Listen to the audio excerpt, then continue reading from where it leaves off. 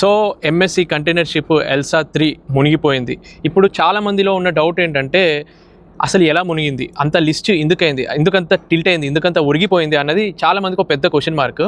So preliminary investigation అని ఒకటి చేస్తారు. ఏ ఇన్సిడెంట్ ఇట్లాంటిది మెరైన్ క్యాజువాలిటీ ఏదైనా జరిగితే ప్రిలిమినరీ ఇన్వెస్టిగేషన్లో తేలింది ఏంటంటే ఇంప్రాపర్ బెలాస్ట్ ఆపరేషన్ అని చెప్పి ఒక కంక్లూజన్కి వచ్చారనమాట. అంటే నేను ఒక డీజీ షిప్పింగ్ వాళ్ళు ఎంఎండి కొచ్చిన్ వాళ్ళు ఏదైతే ప్రెస్కి చెప్పారో అదే మీకు చెప్తున్నాను. అందులో వాళ్ళు చెప్పింది ఏంటంటే వాళ్ళు ఏం డౌట్ పడుతున్నారంటే ఇంప్రాపర్ బెలాస్టింగ్. ఇప్పుడు ఇంత పెద్ద షిప్ ఉంది, ఆయిల్ ట్యాంకర్ ఇది మాది విఎల్సిసి 3,33,000 టన్నుల ఆయిల్ని ఇది క్యారీ చేస్తుంది. ఇంత వెయిట్ని క్యారీ చేస్తున్నప్పుడు దీన్ని స్టేబుల్గా ఉంచడానికి బెలాస్ట్ కండిషన్లో కానీ లోడెడ్ కండిషన్లో కానీ ఒక షిప్ ఇట్లా స్టేబుల్గా ఉండాలి అని అంటే దాన్ని బెలాస్టింగ్ చేస్తారనమాట. బెలాస్టింగ్ అంటే వెయిట్ని ఈక్వల్గా డిస్ట్రిబ్యూట్ చేసి తర్వాత దాన్ని స్టేబుల్గా ఉంచడానికి ప్లస్ బోయెన్సీని మెయింటైన్ చేయడానికి ఇవన్నీ ఎందుకు చేస్తారంటే షిప్ ప్రాపర్ వేలో నావిగేషన్ చేయడానికి ప్లస్ కార్గోని సేఫ్గా హ్యాండిల్ చేయడానికి ఇట్లాంటి ప్రాపర్ బెలాస్టింగ్ అన్నది ఇంపార్టెంట్. ఇప్పుడు కంటైనర్ షిప్లో కూడా ఇట్లానే బెలాస్టింగ్ చేస్తారు. అంటే దానికి సెగ్రిగేటెడ్ ట్యాంక్స్ ఉంటాయి అనమాట. కొన్ని ఖాళీ ట్యాంకులను ఉంచుతారు వెయిట్ బ్యాలెన్స్ చేయడానికి. బయట నుంచి వేరే వెయిట్ ఎత్తి పెట్టలేరు కాబట్టి సముద్ర వాటర్నే అట్లాంటి ట్యాంక్స్లో నింపుతారనమాట.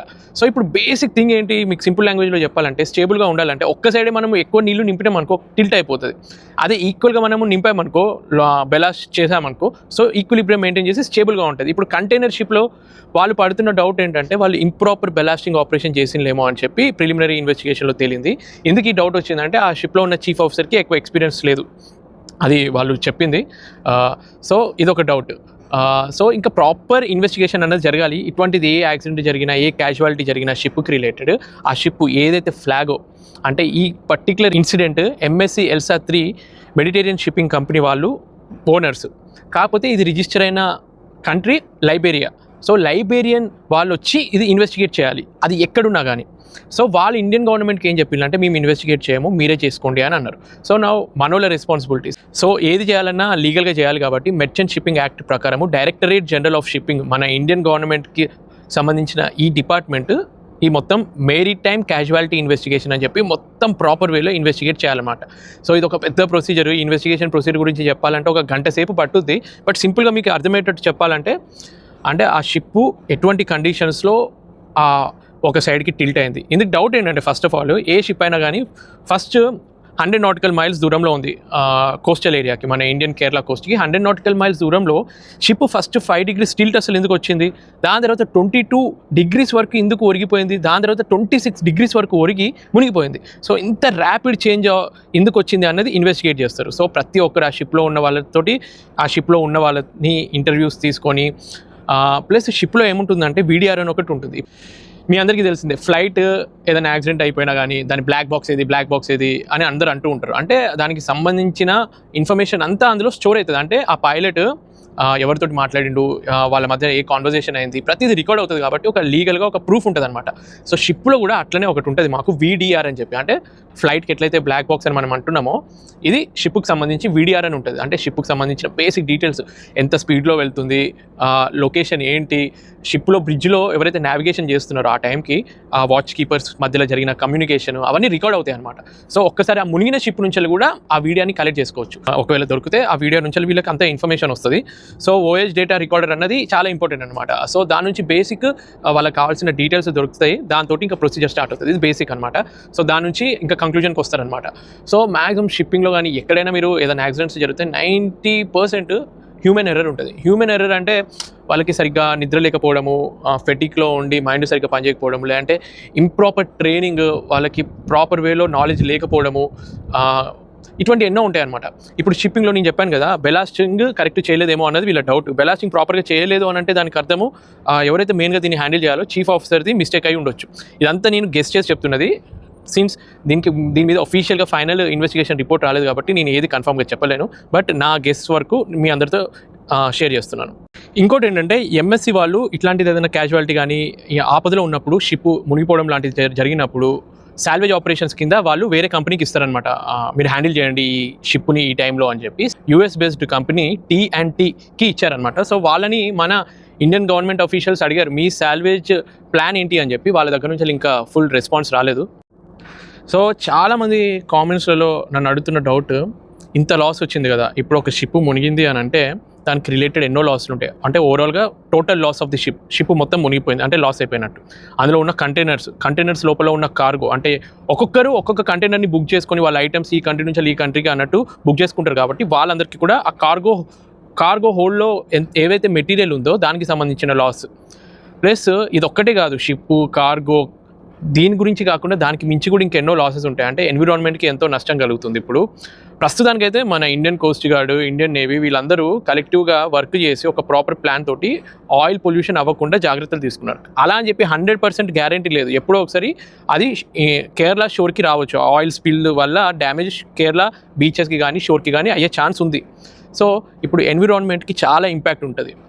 దానికోసం మనం ఖర్చు కూడా చేసాం కదా. ఇండియన్ కోస్ట్ గార్డ్ ఏదైతే వాళ్ళ ఎయిర్ క్రాఫ్ట్ తోటి చేశారో ఆ ఆపరేషన్ అంతా అవన్నీ మనమే పెట్టుకున్నట్టు కదా, ఇండియన్ గవర్నమెంట్ పెట్టుకున్నట్టు ఇండైరెక్ట్గా. సో ఇంకా ఫిషర్మెన్ కొన్ని రోజుల వరకు ఫిషింగ్ చేయొద్దు అని చెప్పి మనం ఆపాము ఫిషర్మెన్ని. వాళ్ళకు కూడా ఎంతో లాస్. ఎందుకు ఆపాము అంటే అందులో హజార్డియస్ మెటీరియల్ ఉంది కంటైనర్స్లో, plus oil pollution, chemical pollution అవుతుంది కాబట్టి డేంజర్ అని చెప్పి కొన్ని రోజులు ఆపాము. సో వాళ్ళ ఉపాధి నష్టం కలిగింది. ఏమో ఎవరికి తెలుసు, అక్కడ దగ్గరలో ఉన్న ఫిషింగ్కి రిలేటెడ్ ఫిష్ వెల్త్ అని అంటారు అనమాట. సో ఫిషెస్ ప్రాణ నష్టం జరిగి ఆ ఫిషెస్ ఏమైనా చనిపోవడం లాంటివి జరుగుతాయి, దానివల్ల కూడా కొంత నష్టం జరుగుతుంది. మెరైన్ ఎకోసిస్టమ్కి నష్టం జరుగుతుంది, ఎన్విరాన్మెంట్ వల్ల ఎంతో నష్టం. ఇట్లా అన్ని క్యాలిక్యులేట్ చేసుకుంటూ నష్టం ఎక్కువనే ఉంటుంది. సో దీనికి ప్రాపర్ వేలో మనం కూడా క్లెయిమ్ చేసుకోవాలి. ఇప్పుడు నష్టం మనకి జరిగింది కాబట్టి మనం క్లెయిమ్ చేసుకోవాలి. సో దీనికి ఏం చేస్తున్నారంటే కేరళ గవర్నమెంట్ వాళ్ళు ఎంఎస్సి మీద లీగల్గా ప్రొసీడ్ అవుదామని చూస్తున్నారు. అంటే ఎఫ్ఐఆర్ ఫైల్ చేయడమో లేదంటే ప్రాపర్ ప్రొసీజర్లో వెళ్ళి వాళ్ళ దగ్గర నుంచి డబ్బులు మనం తీసుకునేలాగా. దీనికోసం కేరళ గవర్నమెంట్కి సంబంధించిన చీఫ్ సెక్రటరీ ఏం చేశారంటే ఎంఎస్సికి సంబంధించిన మెడిటేరియన్ షిప్పింగ్ కంపెనీకి సంబంధించిన ఆఫీషియల్స్, మేనేజింగ్ డైరెక్టర్స్ తోటి మీటింగ్ జరిపి వాళ్ళకి ఎక్స్ప్లెయిన్ చేసింది అనమాట. సో మీ వల్ల మా కోస్టల్కి ఇంత నష్టం జరిగింది కాబట్టి మీరు ఆ నష్టాన్ని మాకు ఇవ్వాలి అని చెప్పి. సో ఇప్పుడు ఉన్నపాటిగా ఏ కంపెనీకైనా అంత పెద్ద మొత్తంలో డబ్బులు ఇవ్వడం కష్టం, ఎందుకంటే ఆల్ ఆఫ్ ఎ సడన్ వాళ్ళకి ఇవ్వడం కష్టం అవుతుంది. కాబట్టి వాళ్ళు ఏం చేస్తారంటే ఇట్లాంటి షిప్పింగ్ కంపెనీ అయినా మ్యాక్సిమం 90% లీగల్గా నడిచే షిప్పింగ్ కంపెనీస్ అన్నీ ఇన్సూరెన్స్లు తీసుకుంటాయి. పొరపాటున షిప్ ఇట్లా టోటల్ లాస్ అయినా కానీ, కార్గో లాస్ అయినా కానీ, ఎన్విరాన్మెంట్కి డ్యామేజ్ అయినా కానీ ప్రతిదీ ఇన్సూరెన్స్లో కవర్ అవుతాయి అనమాట. సో వాళ్ళ ఇన్సూరెన్స్ కంపెనీస్ దగ్గర నుంచి వాళ్ళు డబ్బులు తీసుకొని ఎవరికైతే ఇవ్వాలో వాళ్ళకి ఇస్తారు.